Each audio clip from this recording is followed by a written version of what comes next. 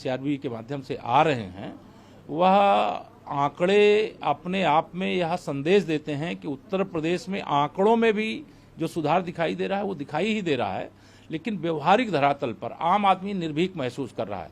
आज अगर कोई डरा है यूपी के अंदर तो अपराधी डरा है, भूमाफिया डरा है, खनन माफिया डरा है, नकल माफिया डरा है, शराब माफिया डरा है।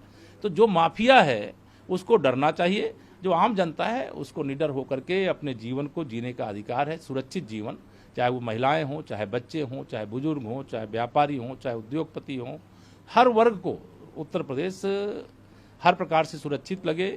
यही सुशासन, यही राम राज्य का वादा करके हम लोग आए थे, यही हम लोग कर रहे हैं। सर, अखिलेश यादव कल औरैया में थे, जब उनसे ट्विन टावर के ऊपर हुई कार्रवाई के वो भ्रष्टाचार का सवाल किया गया तो उनका बोल बदल गया और उन्होंने उत्तर प्रदेश सरकार पे और उत्तर प्रदेश के उप मुख्यमंत्रियों पे सवाल खड़े कर दिए और कहा कि दिल्ली से स्क्रिप्ट आती है उसके तहत ट्वीट किया जाता है, कोई अपना विवेक नहीं इस्तेमाल करता है। श्री अखिलेश यादव जी को जेदा मन में ऐसा कुछ हो तो किसी दिन डिबेट में बैठ जाएं, आमने सामने बात कर लेते हैं, आंकड़े पर बात कर ले। देखिए, भ्रष्टाचार की एक इमारत थी, देश की सर्वोच्च अदालत के आदेश से उत्तर प्रदेश के अंदर ढाई गई है। जब वह टावर बना था उस समय श्री अखिलेश यादव जी मुख्यमंत्री थे, और जब टावर गिरा है तब योगी आदित्यनाथ जी मुख्यमंत्री हैं। तो मैं नहीं जानता उनको दर्द क्यों हुआ इस पर। अगर इस प्रकार की कोई घटना हुई है और उस घटना के लिए देश की सर्वोच्च अदालत का फैसला आया है और ऐसा टावर ढहा है तो उसका वेलकम करना चाहिए और जो दोषी उनके खिलाफ कार्रवाई की मांग करनी चाहिए। लेकिन चाहे वो कांग्रेस हो, चाहे सपा हो, चाहे आम आदमी पार्टी हो, चाहे टीएमसी हो, भ्रष्टाचार को लेकर के जब इनके खिलाफ कोई कार्रवाई चाहे माननीय न्यायालय के आदेश से ही क्यों ना हो, तो इनका एक ही मतलब आरोप रहता है कि भारतीय जनता पार्टी की जो सरकार है वह केवल जांच एजेंसियों का दुरुपयोग करती है। लेकिन 23 लाख करोड़ रुपया सब्सिडी के रूप में देश के माननीय प्रधानमंत्री जी के नेतृत्व में केंद्र सरकार के माध्यम से देशवासियों को, प्रदेशवासियों को भेजा गया। जब सपा बसपा के समर्थन से कांग्रेस की सरकार होती थी तो 100 रुपए में से 15 रुपए गरीबों को मिलता था, 85 रुपए बेईमान खा जाते थे।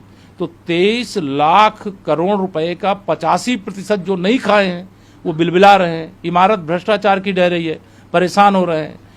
कोठरियों में भरी हुई नोट की गड्डियां निकल रही हैं तो उनको परेशानी हो रही है, सोने की सिल्लियां निकल रही हैं, परेशानी हो रही है। माननीय प्रधानमंत्री जी ने स्वयं देश के स्वतंत्रता दिवस पर अमृतकाल में लाल किले से ही कहा था कि अब हर भ्रष्टाचारी ये समझ ले कि बिना किसी भेदभाव के हम कार्रवाई करेंगे और भ्रष्टाचार करने वालों का समर्थन किसी को नहीं करना चाहिए। भ्रष्टाचार करने वालों ने देश को खोखला किया, गरीबों का जीवन एकदम पूरी तरह से खराब करने का काम किया है। आज जो बदहाली है, जो विकास में कहीं कमी रह गई है, तो इनके भ्रष्टाचार के कारण जब से हमारी सरकार आई विकास भी हो रहा है, गरीब के जीवन को उत्थान भी हो रहा है। धन्यवाद। आखिरी सवाल है सर, कल झारखंड की घटना सामने आई जिसमें दुमका गांव में एक बालिका को एक युवक द्वारा परेशान किया जाता था, एक सांप्रदायिक विशेष के द्वारा। उसके बाद जब वो लड़की उसके झांसे बहुत घिनौनी घटना, बहुत घिनौनी घटना है। शर्म आनी चाहिए ऐसे अपराध करने के बाद या अपराध करने का अवसर झारखंड की लापरवाह सरकार ने दिया है। अगर वह सरकार ने समय से कार्रवाई की होती तो उस बेटी के साथ ऐसी घटना नहीं घट सकती थी। उसको समय से इलाज मिला होता तो शायद उसका जीवन नहीं समाप्त होता। लेकिन वह घटना पूरे देश को दुखी करने वाली है, बहुत पीड़ाजनक है। और जब अपराधियों के संरक्षण से कोई सरकार बनती और चलती है तो यह दशा देखने को मिलती है। सुशासन देना भाजपा का काम है और भारतीय जनता पार्टी की जहां सरकारें सुशासन है और जहां गैर भाजपा सरकारें हैं वहां सुशासन के लिए लोग प्रतीक्षा कर रहे हैं कि कब चुनाव आवे, कब। बिहार में भी ऐसी घटना होगी, बिहार में भी सामने घटना आई है। नहीं, जहां पर भी घटना, अपराधियों से अगर उनका गठबंधन होगा तो बिहार में भी घटना। नीतीश कुमार जी जब तक भाजपा के साथ थे तब तक सुशासन था। अब उनका सुशासन बाबू का जो तमगा है वो भी छीनेगा। हमारे चैनल को लाइक, शेयर और सब्सक्राइब जरूर करें और नई अपडेट्स के लिए बेल आइकन दबाना ना भूलें।